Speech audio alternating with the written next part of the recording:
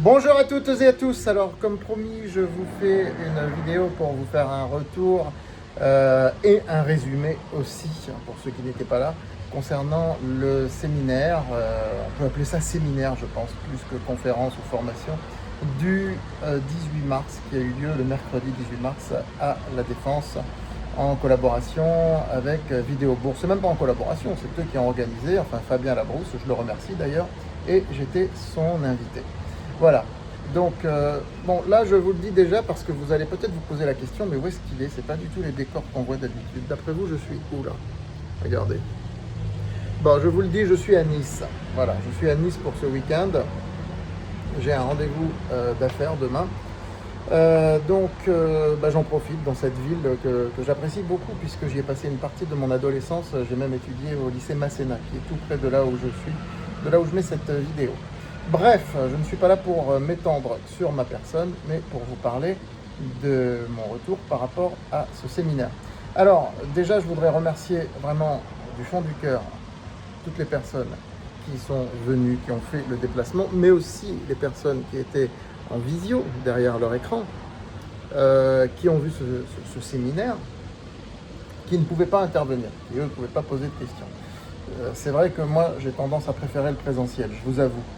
Hein, tout ce qui est visio, c'est pas trop mon truc. Mais il faut évoluer avec son temps, que voulez-vous que je vous dise, hein. Donc voilà, ça, on ne peut pas non plus imposer à des gens qui habitent à 500 km de se déplacer, de faire le déplacement, et ce qui veut dire forcément ou très probablement une nuit d'hôtel à Paris. Enfin voilà, tout ça a un coût, surtout dans le contexte inflationniste où nous vivons depuis plusieurs années. On est d'accord, donc il n'y a pas de problème avec ça. Ce que j'ai pu voir, j'ai vu un public différent puisque bon, la clientèle que j'appellerais affectueusement Canal Historique France Bourse était là, était représentée, mais il y avait aussi toute une nouvelle clientèle qui m'a connu par cette chaîne YouTube, également par le partenariat avec Capital qui s'est achevé au mois de décembre pour la lettre tracker sur les ETF.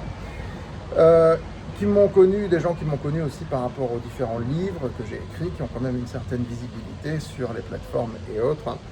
Et donc un public beaucoup plus rajeuni, je dirais, question de génération, une nouvelle génération d'investisseurs en bourse, toujours peu féminisée, ça je le déplore, mais il y avait néanmoins quelques femmes à ce séminaire, et je les remercie vraiment d'avoir fait le déplacement et d'être venu et de braver ces représentations sociales selon lesquelles les femmes, la bourse c'est plus fait pour les hommes que pour les femmes parce que c'est risqué, que le risque est plus fait pour l'homme que pour la femme. Enfin, vous savez ce que je pense de toutes ces représentations sociales, des stéréotypes.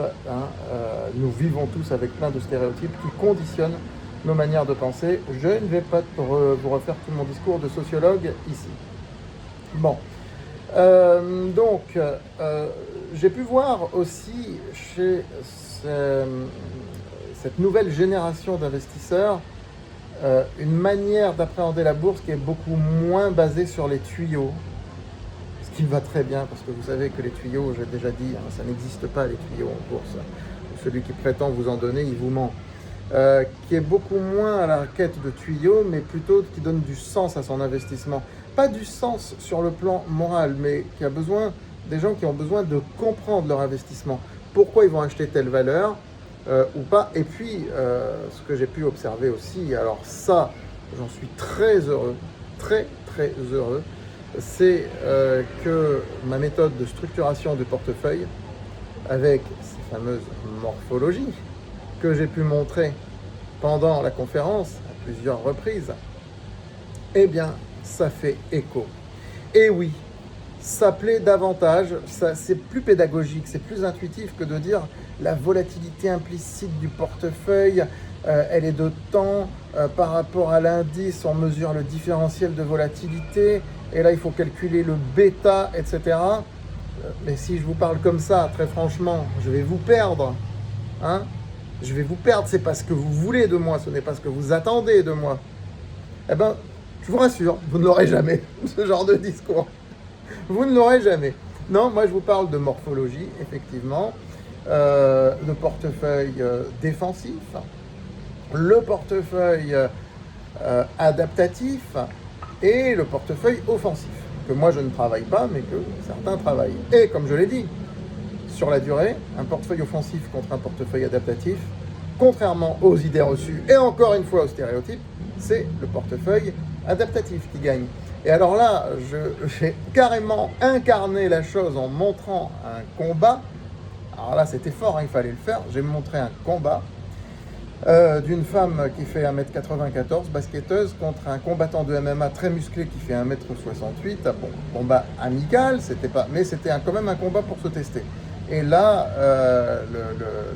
le résultat était surprenant puisque le garçon, il s'est fait quand même démonter, amicalement, mais il s'est fait démonter. Les gens étaient assez étonnés dans la salle. Mais oui, la structure l'emporte sur la technique, je le dis toujours. Et puis, une structure longue permet d'aller dans plein de directions différentes. C'est ce que j'ai dit, c'est ce que j'ai expliqué. C'est pour ça que j'ai bien montré que le portefeuille croissance, qui est un portefeuille adaptatif, est un portefeuille long, qui comporte beaucoup de lignes. Alors oui, on n'est pas loin de 40 lignes. Ce qui veut dire une pondération moyenne de 2,5%, mais avec des lignes plus importantes que d'autres, hein, tout comme dans un corps humain, vous avez certaines parties du corps qui sont surpondérées par rapport à d'autres, hein, sinon on ne tiendrait pas debout, hein, mais on cherche quand même une certaine homogénéité, hein, malgré tout. Voilà, donc c'est sûr qu'un tour de hanche, par exemple, ça ne peut pas être la même chose qu'un tour de mollet, c'est évident, ou un tour de bras, c'est évident. Donc dans un portefeuille, c'est pareil, hein, il y a un centre de gravité. Et ce centre de gravité, il faut le chercher. Et actuellement, nous sommes en train de le chercher sur les ETF que nous rajoutons au portefeuille parce qu'ils permettent d'aller sur des thèmes transversaux, internationaux. Dans le contexte actuel, il faut être vraiment multidirectionnel. C'est aussi ce que j'ai expliqué. Voilà. Bon, écoutez, je ne vais pas vous résumer en quelques minutes une conférence qui a duré 3 heures en tout. 3 heures plus les pauses qui ont été d'ailleurs l'occasion d'échanges très fructueux avec nos participantes et nos participants. Excusez-moi messieurs de faire passer les dames d'abord. Et puis dans la deuxième partie, eh bien écoutez, dans la deuxième partie, j'ai parlé de la sociologie appliquée au marché financier pour choisir les actions. Donc le PER évidemment comme rang social d'une action, bien sûr. J'ai donné l'exemple de Thales, qui était une société avec un rang social relativement faible, et du coup, Thales est devenue une société un peu élitiste, hein, respectable, respectée, à cause du thème de la souveraineté européenne, qui est monté en puissance, donc du coup son PER a doublé, voilà, et il y en a d'autres, c'est encore plus que doublé. Maintenant, j'ai dit que ça rencontre une limite, on ne va pas acheter des valeurs qui ont un PER de 80 ou de 100, c'est évident, c'est évident. Mais aujourd'hui, des PER de 30 ou 40, ça peut se regarder dans certains cas. Et là, mon discours a changé par rapport au discours que j'avais il y a quelques années, où je ne me fixais que sur le PER. Aujourd'hui, vous voyez que j'ai une manière de voir beaucoup plus souple et on voit les résultats sur nos performances. Le choix des actions est très important, mais il faut d'abord la structure, comme j'ai dit tout à l'heure. Mais une fois qu'on a la structure, il faut les choisir. Oui, il faut les choisir. Parce que si on les choisit mal, voilà. La structure, elle ne va pas pouvoir avancer comme il le faut.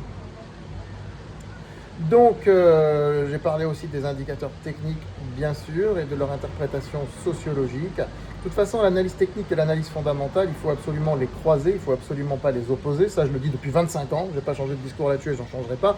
Mais aujourd'hui, il faut les interpréter à l'aune de la sociologie. Et bien sûr, il ne faut pas oublier les ETF.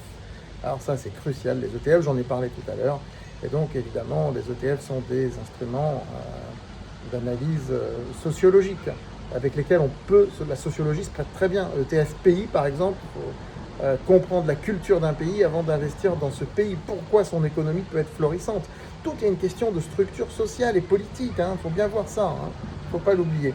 Voilà, donc en pleine crise, c'était quand même très agréable de pouvoir vous rencontrer. J'aurais préféré qu'il y ait plus de monde, je le dis franchement, je le dis honnêtement. J'aurais préféré qu'il y ait un peu plus de monde. Mais c'était bien aussi de pouvoir échanger en comité réduit. Enfin voilà, il n'y avait pas non plus 5 personnes, là ça aurait posé plus de problèmes, mais c'était bien de pouvoir échanger aussi en comité réduit, ce qui a laissé beaucoup plus de temps pour les échanges. Voilà, donc écoutez, à l'avenir, pourquoi pas réorganiser des événements, ça m'a été proposé. mais on pourra faire des événements, un apéritif offert bien sûr, pour présenter des livres ou autres. On pourra se rencontrer, puisque ça m'a été proposé. Et encore une fois, beaucoup de gens qui étaient là et qui ne me connaissaient pas il y a 1 ou 2 ans. Donc, respect de l'ancienne clientèle et découverte de la nouvelle clientèle, de la nouvelle génération.